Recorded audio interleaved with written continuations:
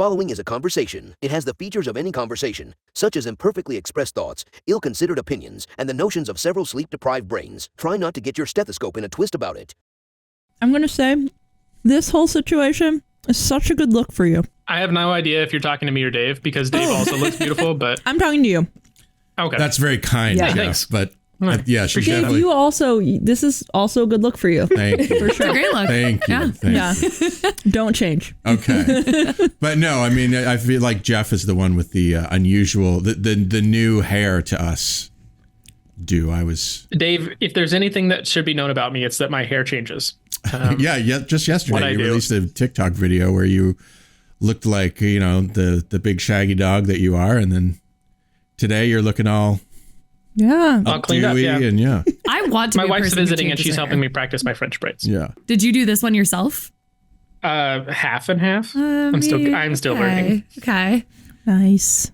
You'll get there. I don't know how anybody does that. That seems like a mystery. I thought that French too. braids? Yeah. Yeah. I still can't do them. My daughter does them, so if a 16-year-old can do it, I guess I could. But Yeah, I started mean, practicing on they my are babies. kind of tough. In some ways, like, I feel like it's the fact that my arms get tired when I'm doing it. That is exactly why. And like, I'm a person who doesn't not work out, and I'm always stunned by the like burn in my shoulders to do a That's like 'cause, like, 2-minute this- task. Yeah, this like is a lot. How often am I just like this And like for all extended the way periods back. of time? And then Maybe you we just like, need to yeah. start like lifting weights. yeah, like, Going like that to like train for it. I feel like we need to address the ageism in the room with Dave here. Dave, there are a lot of things a 16-year-old can do that you and I can't do. that's true. Let's be honest about this. I think that is fair. That is I think true. we need to give 16-year-olds way more Yeah, credit. there are That's probably a lot of things a 16-year-old can do that none of us can do right now. 16-year-olds can slay, for instance. Yes. Yes. Dave, For example, you can slay yes. too. Come on.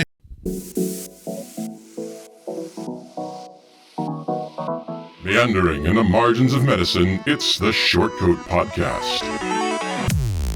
Weird news, Fresh views helpful clues, and interviews. by students for students. Subscribe to our weekly show at theshortcoat.com.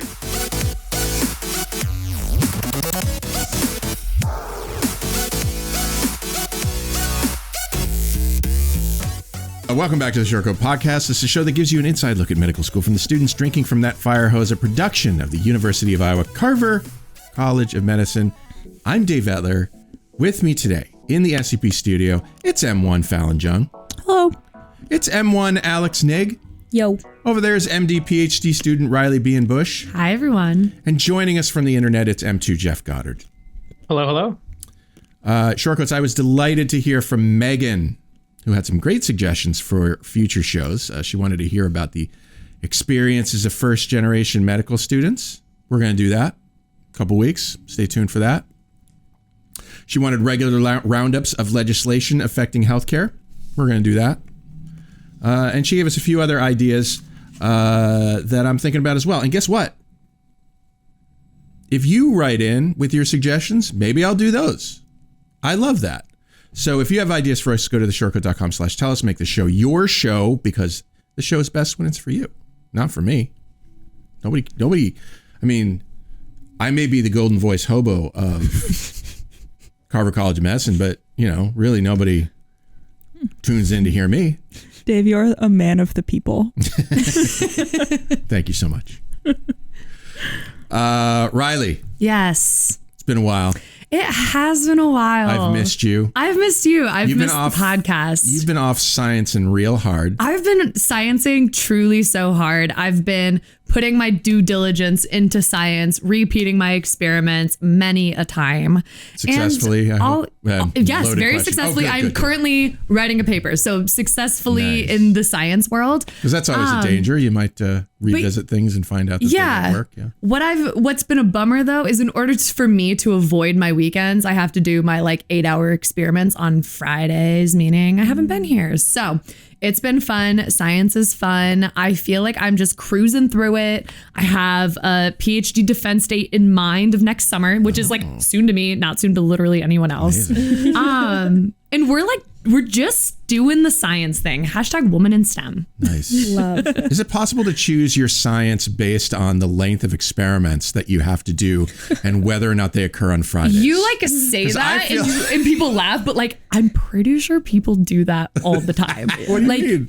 Like, okay, a great example would be people that go and want to do basic science and they're choosing between, do I want to work a lot with cell culture or do I want to work a lot with animals? If you work with animals, like animals need to be fed every day to keep them alive. Don't they have people for that? They do. Do they? Not always. So it depends on the lab and it depends on the experiments. Oftentimes, like animals are very regimented. You have to collect your data maybe every day for 30 days. You have to be in every single time. So cells are a little more flexible because you can, they're not whole animals. And they're not going to squeak real loud if you don't. Not going to feed squeak them. real loud, and they're not going to bite your finger.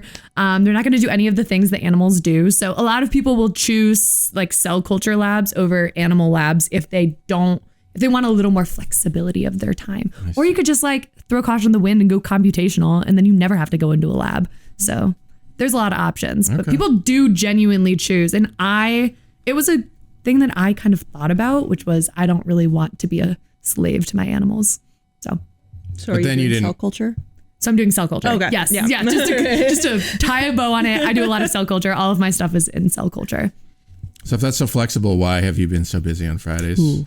Because of what I call cell culture math, which is thinking about you're basically doing the work you have to do is in chunks of 3 days. So if you start cells on day 0, you have to give them new food on day 3. And so my experiments end up going, I think it's 10 days long. Ooh. And so in order for me to avoid the weekends with my little like 3-day ranges, I have to thaw my cells on Tuesday, media change on Friday, and then I can skip the weekend. And then by that point, my data collection has to be on that following Friday.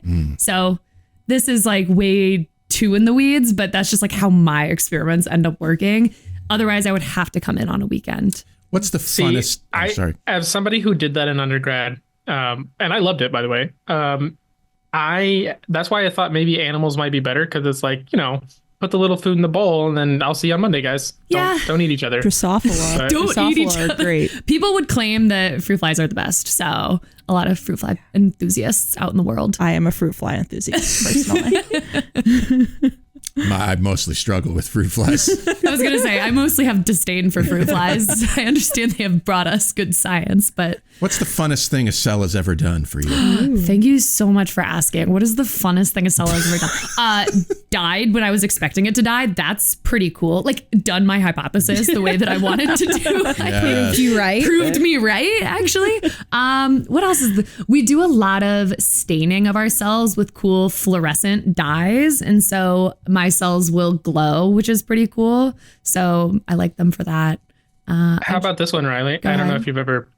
My undergrad was biotech, so mostly we did, the mad scientist stuff with cells. Have you ever inserted a gene into a bacteria so that it will produce its own fluorescence? I have Because not. That's fun. But I'm not in our Bioluminescent lab, bacteria. but I would love to do this. My current side gig science-wise, if I ever was to do it, is I would get a goat and then I would make antibodies with that goat, because all of the antibodies that we use science-wise, you have to use non-human species. So you give the goats human antigens, and these goats live lush lives. Like they are living the life, and they just have to get like a little human antigen, and then the goats make a bunch of antibodies against humans, and then we gather them all up and we use them for science. They're called polyclonal antibodies, similar to the monoclonal antibodies that we used for the COVID treatment. And so I would get a goat and I would make a bunch of antibodies with my goat and I would sell them to science, because if you sell science anything, it could be marketed like 500x the price, because that's just how science do be. I'm imagining you just like on a mountainside with a goat now.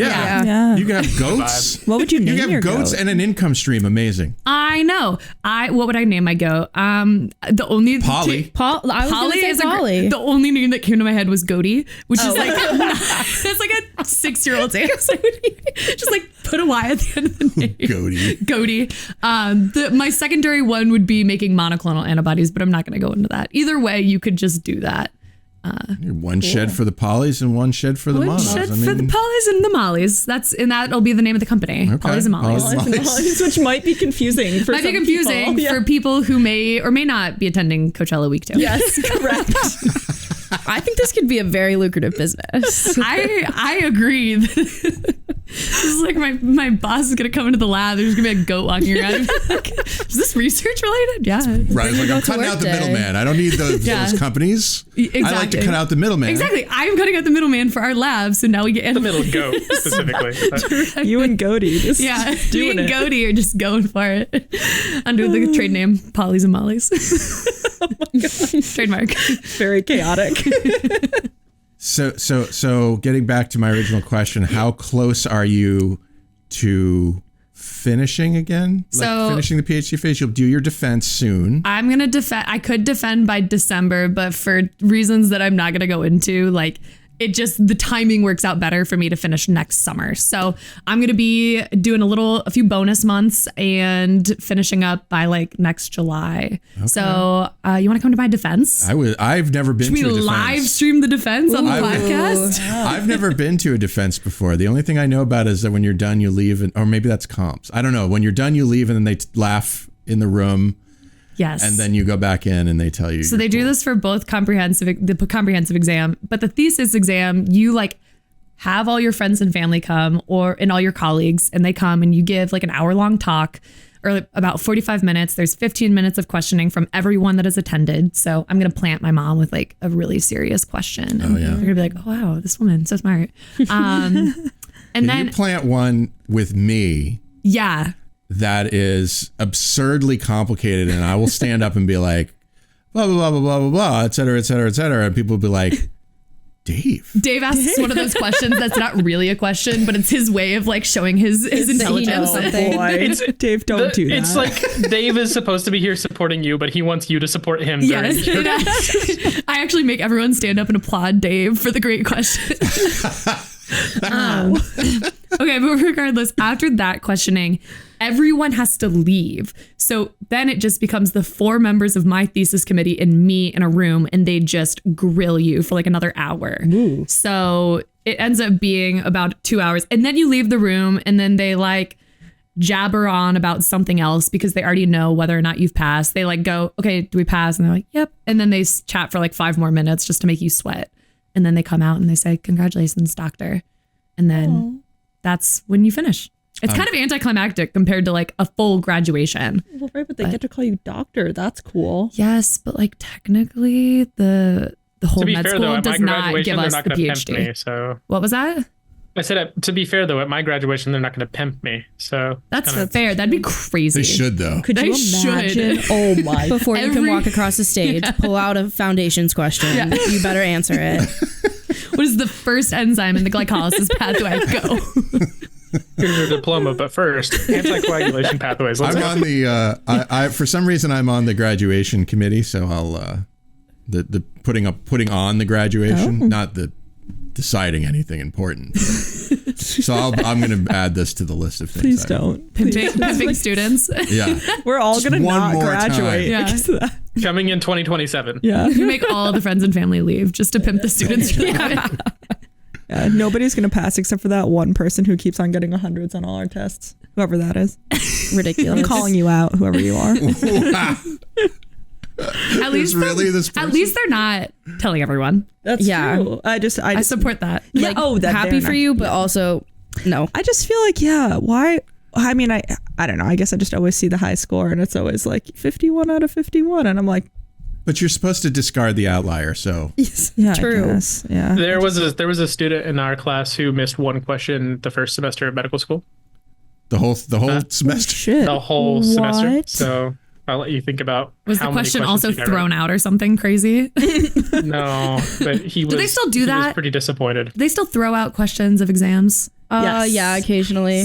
Yeah, particularly in foundations. Woo! That was a little crazy, actually. Yeah. I talk frequently to people who have not gone through medical school about how crazy it is that I'll like take an exam on my little computer and then immediately get my score and be like, I guess I'll go on with the rest of my Friday. Yeah. It's awesome. It's so good.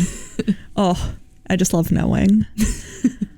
Even if it's Well, you maybe never experienced bad news. Oh no, I definitely Oh no, even have. if it's bad, it's like At least one, we it's have over all of with. our exams on Fridays for the most part, and two, it's like even if it went bad, just Band-Aids. Okay, gonna well, attack. I'm done. Immediately. I am in the camp the of weekend. information over sitting in the unknown. Absolutely. I don't care what it 100%. is. I would rather know and deal with that than sit in the unknown. Like I never understood people who would be like, "Oh, I got the email that my MCAT score is ready. I haven't opened it for 6 hours." When I got mine, I was in my car, swerve, like immediately pulled over to the side of the road to look at it because I have no chill. Yep, me too. Rolled the car. It was great. Yeah, totaled my car. It was fine. We're here. But I got a good score, though, so it's fine. Really did well on the MCAT. All that Got into med matters. school. Well, Well, this has been really fun so far. I don't know what crazy. Well, I'm glad you see a light.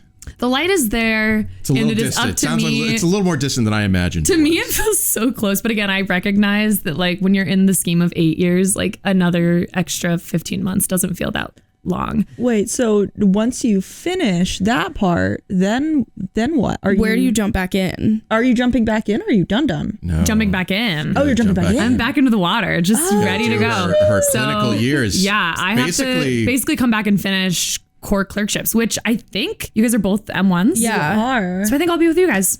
with No.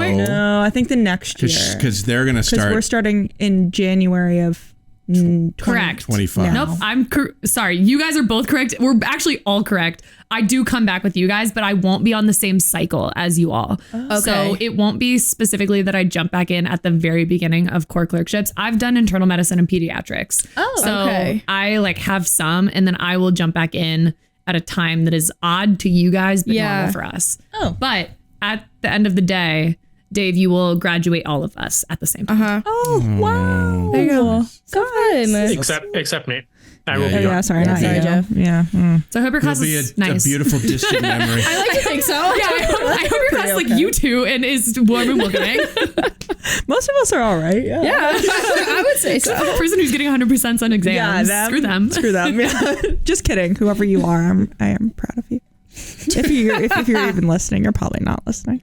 Yeah, They're studying. They don't waste They're time studying. with podcasts. Definitely They don't waste time with podcasts and fun. Maybe that's how they get the 100% is they listen to this show. True. Oh, that's a good point. You have to consider all the options. I'm guess- skeptical, but I'm skeptical too. I don't know. We talk about a lot of really intelligent and relevant things for our exams. So okay. definitely. Yes. Okay. Like if you have G6PD deficiency, do not eat fava beans or Don't take do sulfa it. drugs. Don't do it. Both Don't are do it. important. I've taken a note. I would like to say one thing regarding medical education and how I have forgotten most of it in my PhD. I have a family member recently that was going to have to be put on a hypertension medication. You might think to yourselves, wow, there's so many. I could name one even without going through medical education. My mother asks me, name a hypertension drug. Couldn't name a single one. Not a single blood pressure medication could be named by me after all the years of memorization. So I hope you guys are doing great. And I hope you never have to go through a PhD and forget literally everything you've forgotten or everything you've remembered and then come back to it. So It took me even a second to get there. I'm quick on the cholesterol drugs, but you guys have not fully gone through like all pharmacology yet. No, we're just doing like Yeah. cardio stuff. This Jeff, on the other hand, might judge me. Can I give you a really sassy answer to use next time your mother does this to you? Please. diet and exercise. Explain to her that it's all about the dose, because really any medicine at the right dose will, in a sense, Lower. control blood pressure. The dose makes the poison. Nobody is has what a high we blood say pressure if they're often dead. in my lab. There you go. It's all about the dose. It doesn't even matter what it is. Take a bunch of Advil. Don't do that. That's a very dark. Don't do that. That's very But dark. if you that did was do not that- medical advice. Very dark. Do walking not into do murky not waters. medical advice. I cannot say enough. Do not do that. Oh no. All I'm saying is that if you take enough of any given medicine, your blood pressure will not be high anymore. Correct. There's no one That thing is that is poison. one of the or not problems of poison. medicine, Just yes. the dose depends the poison or something like that. Yeah. We've gotten that quote a few times this year. Here's one of those suggestions from Megan. I want to talk about a bunch of legislation, court decisions, and policies affecting healthcare. I know you might think these are boring, but these are part of your life, and I want you to know about them. Are you ready? Are you ready? Are we going to talk about the non-compete thing? Because that's be dope. Yeah, that sounds interesting. We can start with that. Dave's like, dang it, you threw off my flow. You did. You did. The Federal Trade Commission. Had me thrown out of the palace. Sorry, Cusco. The Federal Trade Commission has made a significant decision. This is to ban non-compete agreements, which these are agreements which prohibit employees from leaving their positions to do the same work elsewhere. Among the FTC's reasons is that those agreements restrict employment freedom for doctors. So let's say you're a doctor and you're working for a hospital or a practice and you're like, I don't like this place. This place sucks. My working conditions suck. I don't get paid enough, whatever the reason, and you want to leave. Well, if you signed a non-compete agreement, you can leave, but you can't practice your profession, at least not within a radius. Sometimes in a competing market. Depends on the non-compete. Yeah, it depends on how the contract was written or how the agreement was written. Some of them are more broader in scope than they should be, perhaps. And it should be noted that it's not as if somebody, when they start employment, gets to negotiate this non-compete. It's a blanket non-compete for every employee that starts at the hospital or whatever organization. Yeah. So it is not like like a severance package where you can like defend, like figure out how much you do or do not get, etc. Yeah. So there's some division among doctors about this decision. Some support the ban for, the obvious reasons of enhancing their career flexibility. Others, particularly those running large practices, believe it will hinder their ability to invest in and retain their staff. Some doctors and groups like the American Academy of Family Physicians are psyched. They think it prioritizes patient care and physician mobility. And then, there are the others who aren't so thrilled about it. The AMA has not made a formal comment on the new rule, but when they have spoken about non-competes, they historically have been a little bit more nuanced in their views. Like they support reasonable non-competes for certain scenarios where they're limited in time and geographic scope, where they don't harm the doc's future opportunities or access to patient care. I don't know. Like, I don't think I will never be a doctor. I probably will never be important enough to sign a non-compete agreement. Although, I did read that even low-income workers are often forced to sign non-compete agreements. So who knows? I've had a non-compete agreement in a job where I was not making more than $50,000 a year. This is very common in the business world. I don't think I would ever want to work for a place where I had to sign a non-compete agreement. It doesn't make any sense to me. What's interesting is in the legal world, a place where you think there might be a non-compete, it's kind of similar to like medicine in that there's big, firms and there's a lot of high paid professionals. But they for years have people simply started refusing to work for places that had non-competes because they're lawyers. And so they lawyered their way into non-competes. Sure. And so they just don't have them ever anymore, which is super interesting, or at least it shows the power of collective action, basically. Yeah, where it's just a bunch of people that were like, no, thank you.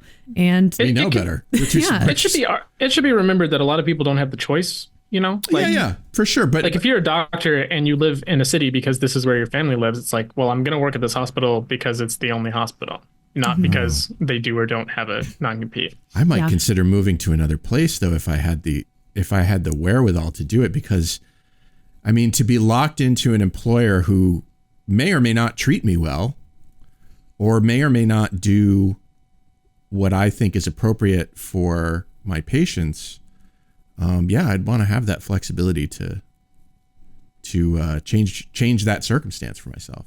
Yeah, and I think the point of the law is that a lot of people don't have the wherewithal to do that. Right. They have either family limitations, economic limitations, or whatever.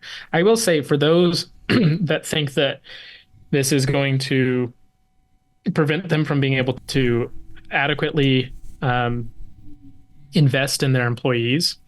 There's a story attributed to Warren Buffett. I have no reason to think that it's not true, but it might not be. I don't know. I'm going to give that caveat. But somebody once asked him, you're spending all this time investing in your employees. Aren't you afraid that you'll spend all this money on them and they'll leave?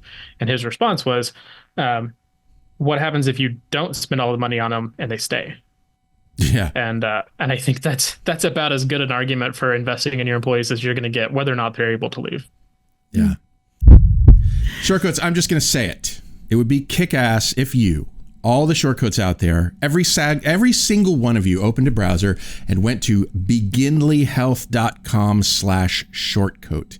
That's the address to go to right now because they are our sponsor this week. See, Jeff, even as a resident, someday, you will be planning the next phase of your career, asking, what kind of employer do I want?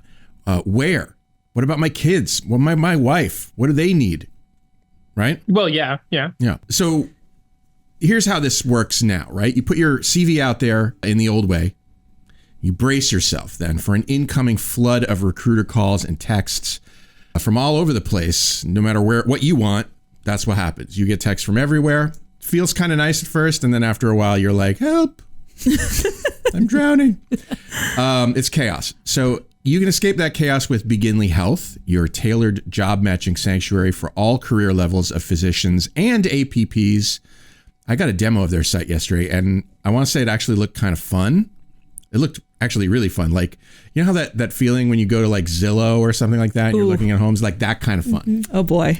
You target the usual things like location and salary, but also cool quality of life stuff like your kids' schools, sports teams you like, outdoor activities you enjoy, and more. But the point is, it's all anonymous. It's all for free. Compare employers, and this is big, control who you connect with to avoid the avalanche. Oh, so it's like Tinder almost. Yes. So it is like Zillow and Tinder mixed together. That's like... And you don't need to wait. Start now and discover a fun way to shape your future at beginlyhealth.com/shortcoat. Yeah. beginlyhealth.com/shortcoat. It looks pretty cool. Yeah. That right there feels like a millennial's dream. Yeah. I think that's what they're doing. Riley's endorsement of it. It looks pretty cool. Hey, I love it. I'm curious, and this is probably like we don't actually know this answer, but does medicine have the same shtick as the rest of like young professionals, and that more so recently a lot of millennials, like the only way that you can progress in your field is by switching jobs. Like you actually have to have like lateral movement in order to get pay bumps, get everything. And so I think that is in just like a lot of other fields, but I don't know if I've heard that as much in medicine, where it's like the only way that you're going to get adequately compensated. And maybe that is just because most people post-residency are hoping to get adequately compensated. Does anyone know if that's a thing in medicine? I don't know, but I suspect that it depends on your circumstances. Yeah. If you're working in a at an academic medical center, there are probably more opportunities there to change, to, you know, increase your responsibilities and all that kind of stuff to get better pay or to change your circumstances. If you don't work in academic medicine, the circumstances are probably much different. I would imagine. Yeah. I would also say that like when you're fresh out of undergrad and you start a job at 60,000 and you need to change jobs to get to 68 to 78 and start moving up the ladder that way. So it's a very different situation compared to you're fresh out of residency. You have a job of 200 plus. Yeah. I frankly, I'm just not doing the math on those guys because they don't really care. Like they're fine, you know? Yeah, I agree. No, I think it's interesting. I think anything that gives more like power to the individual is good. Like I think it's good that now doctors will have, you know, power to negotiate the way that they would like to be, like to have. And so hopefully it also makes healthcare better. 50% of doctors are working under non-compete agreements. So it's a lot. It's a lot of. Importantly, there wasn't, to my knowledge, there was not a carve out for residency programs on this, which has been part of the big discussion. That what does this mean for residents? Oh, because residents are considered employees, like technically. Yeah, there have been conversations about how binding the contracts that residents start with are over the last year and a half or so. But now, especially with this, now we're looking at, can a resident reasonably, like how easy can they leave? You know, well, a first-year resident, as it stands now, a first-year resident is committed to a program for that entire first year, right? That's been under debate over the last year. That's my point. Yeah, it's like it's already been under debate. From the point of view of the residency, they're basically like, you know, you can't back out, you can't change your mind, you can't go against your match. We own you for this year. Yeah. And there have been already court cases that have asked the question and made some decent arguments as to whether or not that should be legally binding. And they're making some headway. And now with this non-compete, how legally binding is the match? Yeah. I don't know. But the fact that it's being challenged kind of goes to show that residents are also... This is mostly Gen Z. I'm a little older. But like at some point, the kids are just not putting up with it, you know? Yeah, I think it's a little wacky.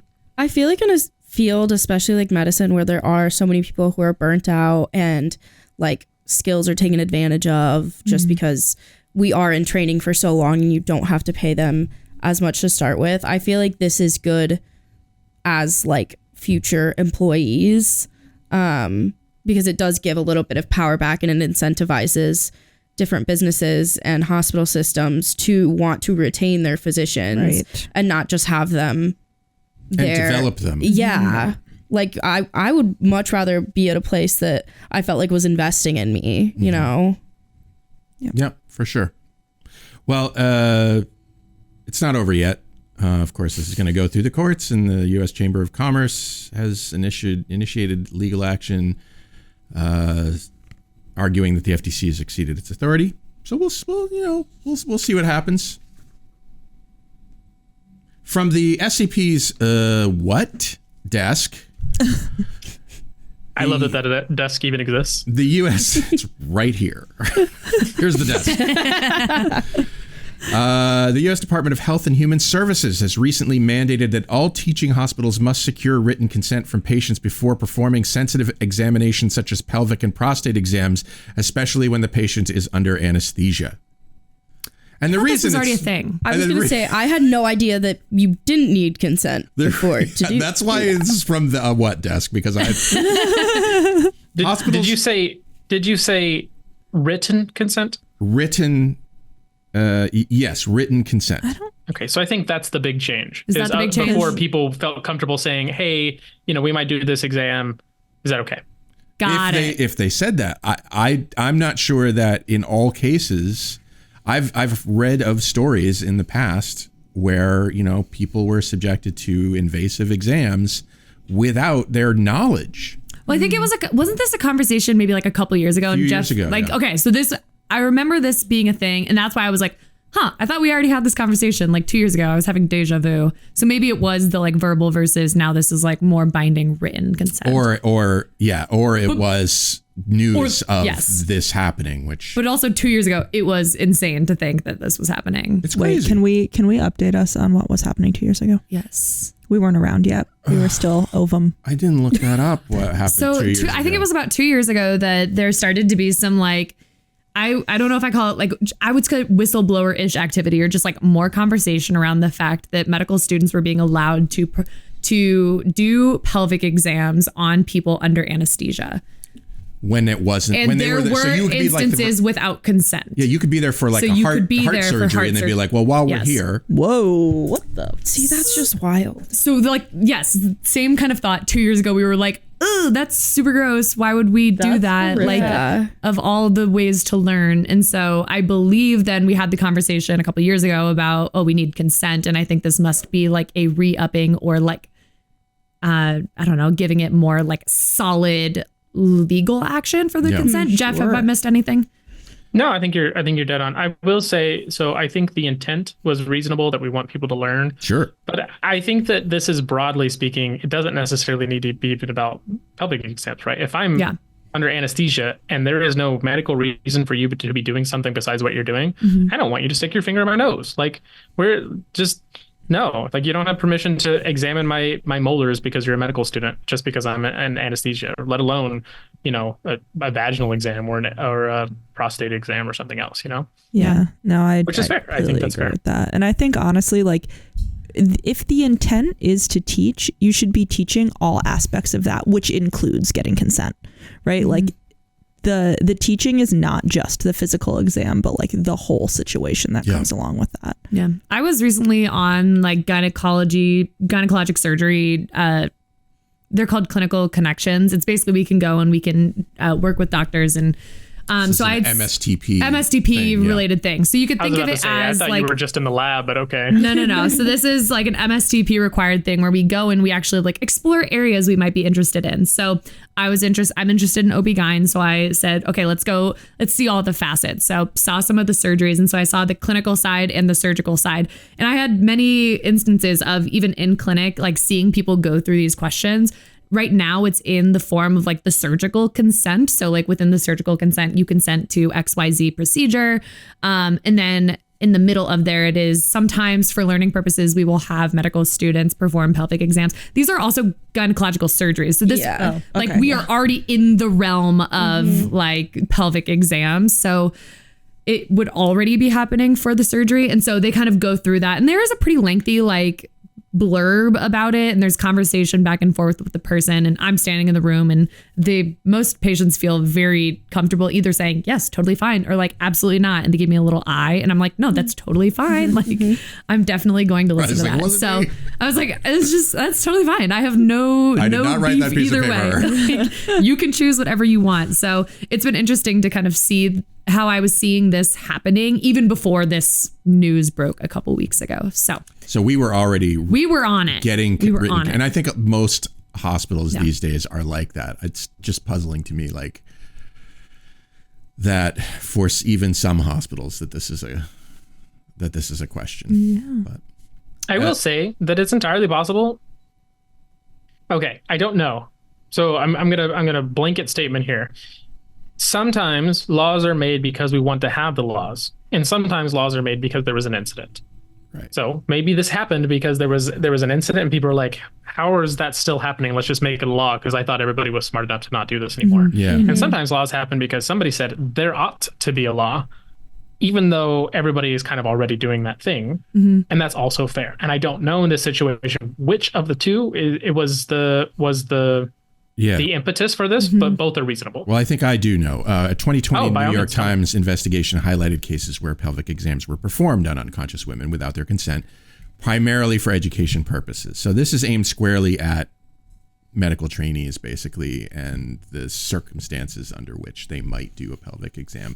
It's not that the medical trainees are doing it; it's that your attending is like, "Hey, put your face down there and check that out." That is crazy to me. Dave, it's not your face. That's not the place. And there have been, patients who have experienced this who have been pivotal in sort of pushing forward these changes, arguing that, it's important for building trust between patients and the healthcare system. We're already in a situation where a lot of people don't trust the medical system. So, why? Anyway, I'd be interested to know how those patients under anesthesia ended up finding out that they got. I was also thinking about that. I mean, not to say that it's right because it's not, but like, it's just weird that they found out. Yeah. I think it's more maybe like students are being surveyed. Oh. Yeah, I bet students are like feeling uncomfy about it and then don't know how to take that like energy. Well, yeah, I mean, if your attending was like, "Hey, do this." Yeah, that's freaking weird. That would be hard. That would be a hard thing to refuse, especially if you were caught without a plan. I always say, it's a good idea to have a plan for some things if you can think about them ahead of time. Who would ever think of this? But yeah, right. But like if you are asked to do something that you are uncomfortable with, the plan, having a plan to sort of say, I'd rather not do that. I feel like it falls outside of what I'm allowed to do. Is there something else I can do? Right. Yeah. And that's kind of why I made my comment about like, sometimes it's not that something has happened, it's to prevent something, right? So before medical school, I'd spend a lot of time writing contracts, business contracts. And one of the things we would always talk about is think of the most ridiculous situation. Like, do you have a plan? Like you make these conversations when everybody's happy and in the same room and we're having a good time for the ridiculous situation, so that when we're mad and then turns out this has come up, we already have a rule about it. Yeah. So. Well, this is why the non-compete thing is kind of an interesting thing to talk about too. When you're faced with a non-compete agreement, if that happens, what would you do about it? What would you? I'm going to pull a Dave and just leave town. Yeah, I'm out. Go find yourself another sucker.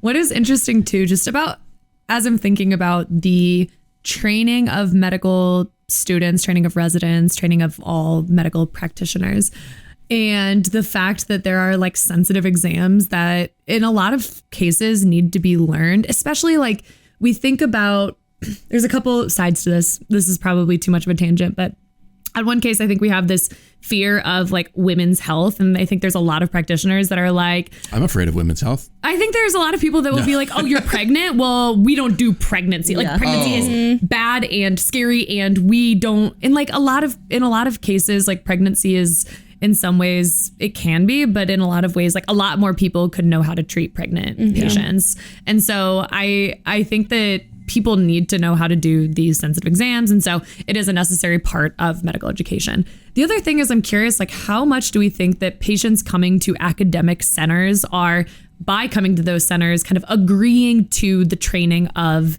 individuals? I don't think that it is like a written consent, but I'm curious, like for the greater Iowa City area, for any area that is greatly serviced by an academic center, how much are those patients coming into the hospital thinking about the fact that they're going to run into residents, going to run into medical students, Yeah, they and may like not be aware that they're willing and able for that exchange of training? Yeah, I don't know. See, here's the thing though. Where else are you going to go? Right. That's what No, I was fair. wondering. Live in rural Iowa, I mean, where are you gonna go? especially here, I feel like we have such a broad reach into the communities around here because it is kind of the largest area on this side of the state. And so we have different clinics and things like that in smaller communities. And technically, even though they're under UIHC, I don't think people going there necessarily think, oh, I'm going to like an education center. I feel like maybe more so with a hospital. I feel like just as like me prior to knowing much about how the academic medical system works, I feel like I would associate it more so with the hospital, but as far as like clinic things, I wouldn't necessarily think of like that as an educational opportunity. Or I agree. Potentially, we have this situation where, UIHC merged with or took over Mercy Hospital in Iowa City when Mercy was having financial difficulties. And that's still, I think, it's official, but it's also probably there's aspects of it that are still being managed. Well, I think it's but all if fair. you went to Mercy before and now you're going to UI Healthcare downtown, same buildings, different sign, maybe you're not aware. Yeah, no, I think it's a fair point. And I think in some ways we've created like a non-compete for all the people that are trying to go to hospitals in this area. Like, again, there's a new word for that. But like, so all of the people maybe that we are servicing in a given area, like they're coming to the hospital. I guess I hope that they know that it is within their power and right to like know that you can be a part of the educating of residents, medical students, or you can kind of not be a part of that. Like, I hope people know that there are options there. And I do wonder in an area like this, where it's like all people are going to a given medical center, like, do people just feel like, oh, I'm doing it because I just don't want to say no? Yeah, I think that's fair. I mean, there have definitely been some experiences that I've already had, especially like in inpatient scenarios where the patient is in there, obviously like they're already unwell for some reason. And then the doctor already has 3 residents and 4 students and a whole bunch of people right behind them. And they're already walking in, all 10 of them. Yeah. And the doctor's saying, hi, I have all these people with me. Is it okay that I'm already here? And like already talking. And like, technically that they puts ask you in a it. bind. Right? Right. Yeah. Like it's just, there's such a barrier to overcome saying no to not just one person, but 10 people and all of those like people that have quote unquote power over you. Which is really hard. That would be nice as like a pre-questionnaire kind of thing, as like the initial patient intake, asking like, okay, obviously we have students here, like, are you okay with them participating in your care? Yeah, I'm honestly so glad that when I like first made my first family medicine appointment here, like the receptionist asked me over the phone, she was like, oh, like you're a medical student, like, so I assume that you don't want medical students like in on it. And I was like, oh, hell no, I don't want that. But like, I would have never thought that otherwise had you not said something. I had an odd experience recently where I did the good doctor thing and I said, okay, I'm going to go to a primary care physician. I'm going to try to keep it vague because this person did absolutely nothing wrong. But I go in and I'm just like, okay, I'm doing the right thing. I'm a doctor taking care of herself. Well, future doctor. I'm not going to claim to be a doctor. I'm doing the thing. I'm taking care of my health. But I walk in and this person is like, you look so familiar, only to realize that we absolutely, in hindsight, were in medical school together at the beginning, and they were wonderful. Yeah. But after the words, I was like, I don't think I can go back. I don't think I can. Yeah. I felt so, and so I don't know. That's a personal thing, but so there's this great book by this guy that everybody knows called the guy's name is Atul Gawande. I love him. And in one of his books, I think it's better. It could be Complications. I don't know. He's got like 6 of them. Anyway, in one of his books, he talks about the idea of this medical model that we kind of tongue-in-cheek call the see one, do one, teach one, right? This idea that it's kind of a quick curve from I have no idea what you're talking about to now I'm teaching somebody else how to perform this procedure, right? And how he, as a physician at the time, he was a surgical resident, would feel very comfortable saying, no, I don't want the resident, or no, I don't want the medical student being part of this, right? I want the attending. But then he's like, but then it's the poor people, the people that are uneducated that we're practicing medicine on. And that is a huge disparity. And at some point, should we just say, instead of giving people the opt-out, because who takes the opt-out? It's the people that know. Should we just say there is no opt-out? If you come to a medical teaching facility, we're not going to discriminate on who gets to participate or who doesn't get to participate. This is just what we do here. And for the purpose of saying, we're not just going to do this on poor people, we're going to do this on everybody. And I don't know. I was kind of partial to that argument. I don't want, like me, I'm going to be a physician. I don't want to be able to take my son in and say, no, the residents can't help him, but you can help the poor person's child. Like, no, that doesn't feel proper to me. Yeah. So I don't know. I'm partial to that argument. Yeah. So that kind of goes back to what I had originally brought up, which is, do people in some ways like consent to the educating when they come to a or like an academic medical center? And what you're kind of arguing is maybe we should just see it as like, yes, they do. And that's kind of like across the board, the care you're going to receive at this given institution. And if that is not what you want, you're going to have to go somewhere else. Yeah. I think that we just need to do a better job telling people in the first place that that's what's going to happen. Because like, it's not obvious when you walk in, I don't think.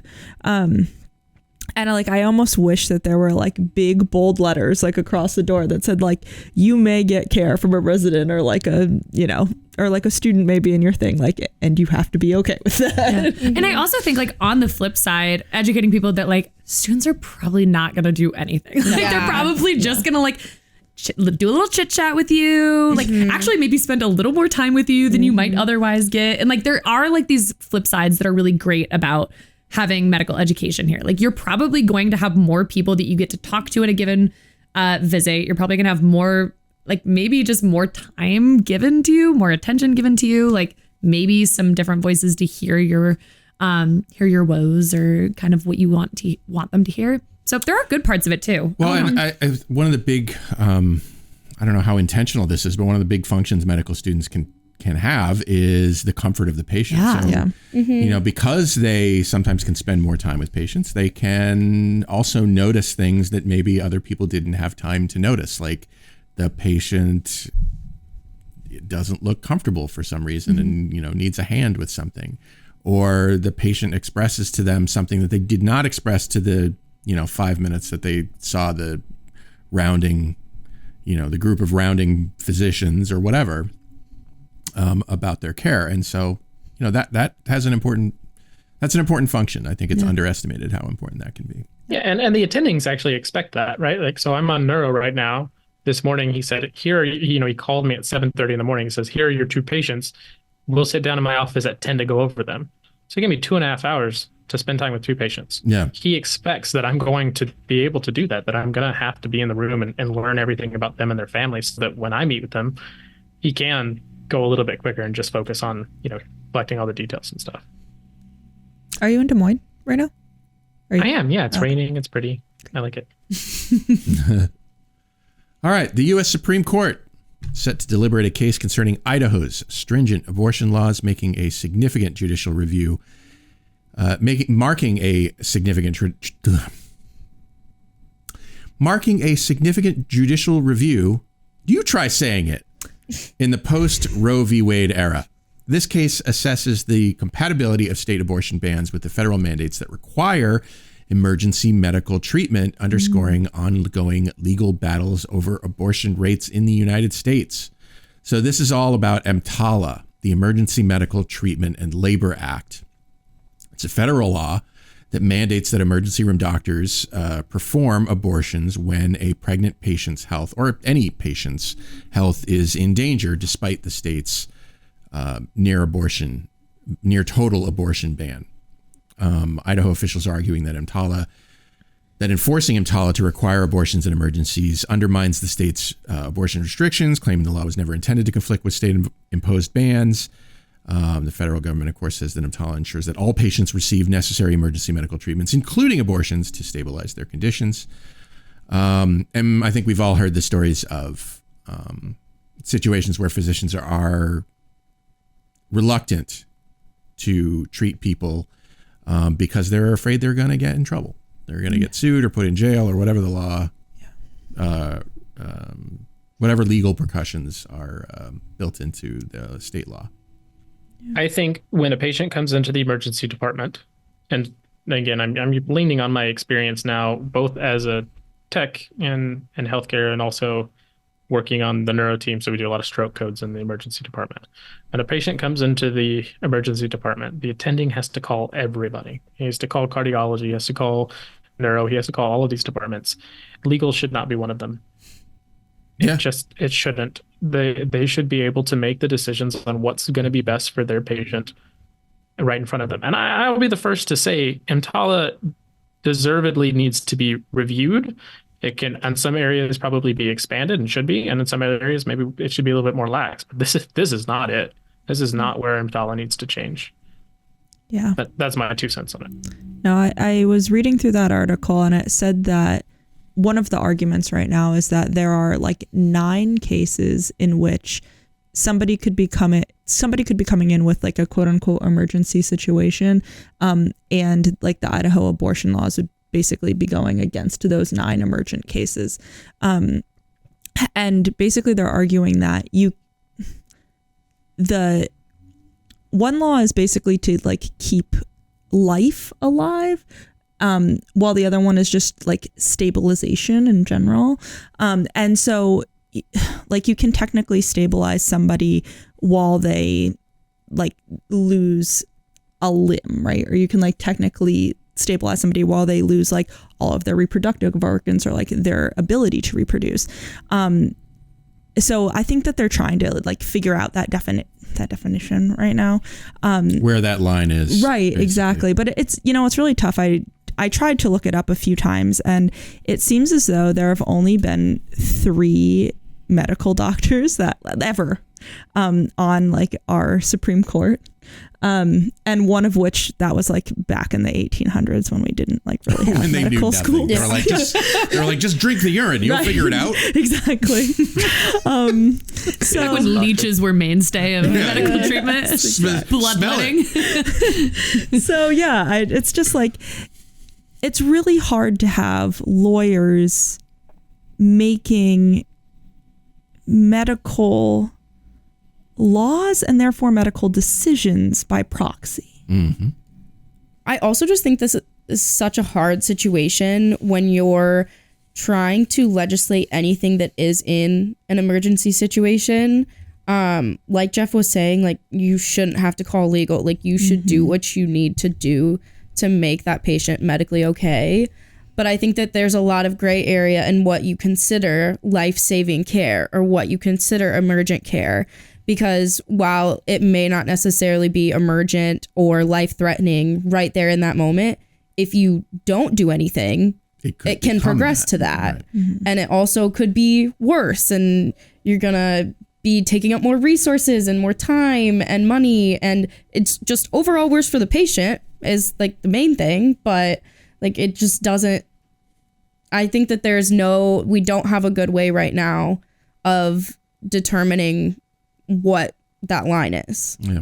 Well, it's so silly to even try to define the line. I know. Like, in a world that is literally built in on a spectrum of experience, like to create a binary or like this is the cutoff point for any of these experiences, we lose so much of the nuance. And I'm so tired of people trying to just like set this defined line of like when X is okay versus not okay. Like, maybe we should just let the doctors figure that out because they are the ones who are trained in the nuance of the of figuring this out. And the doctors, along with the patient, along with those who are able to give their opinions about the care in the moment, should be the ones doing that.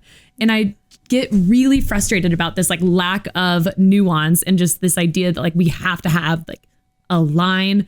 And I just think that legally you're never going to find that. Yeah. It'd be like trying to define whether a given action is good or bad. Ethically, like there's so much gray zone and every single thing that it is so frustrating to like go through this yet again. And this is with like all polarization in our country right now. Like everyone is like, you must choose a side. And it's like, well, there is like to choose a side is to negate all of the nuance in the world and all of the like complexities of being human. And it just frustrates me. How would your ethics professors feel about that statement that there's so much gray area?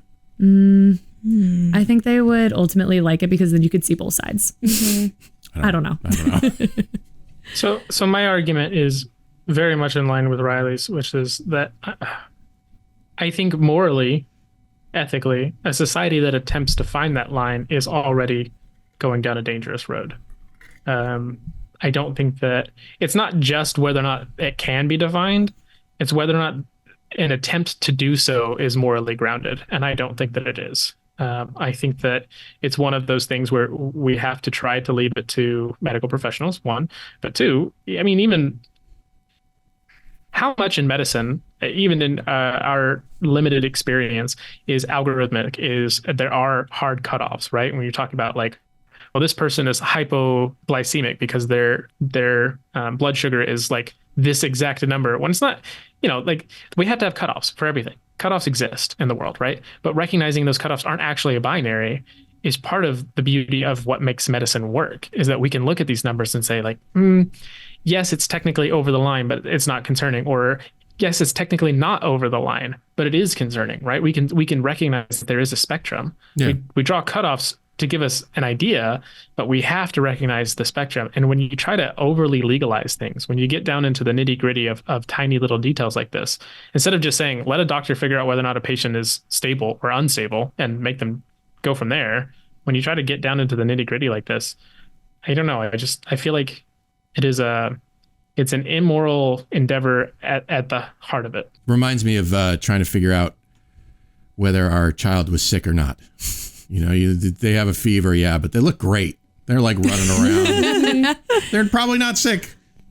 Yeah, again, like just it is okay. It's just not all binary, and it just has become so much of like we gotta define it, and maybe it is not meant to be defined. And there's a lot of other examples in our current world of all these other examples of all the things that people are just trying to be like, you have to pick a side. Yeah. I will say kids are like cats. If they're still doing cartwheels, I'm not worried about them. Right. Well, look, that's our show. Alex, Jeff, Riley, Fallon, thanks for coming and having some fun with me today. Thanks for having us. And what kind of, I don't know, what should I say?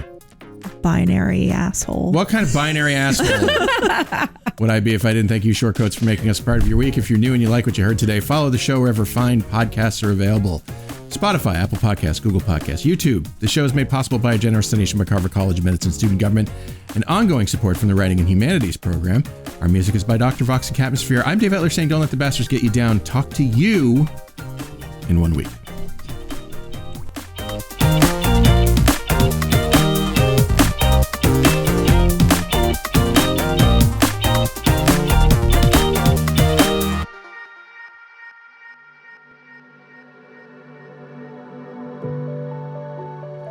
Hi, Shortcoats.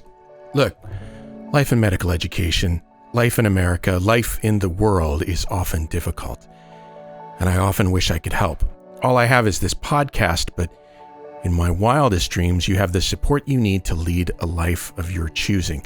You deserve to be happy, healthy, and successful in whatever ways you define those words. So if you need support because you've experienced racism, discrimination, harassment, mental health crises, I want you to be able to get the help that you need.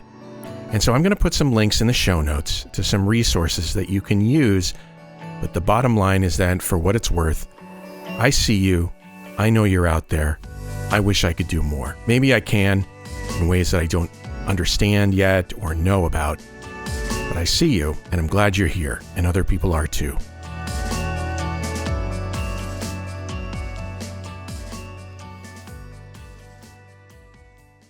This Short Code podcast is a proud member of the MedEd Media Network. Inspiration, information, and guidance on your journey to medical school and beyond at mededmedia.com.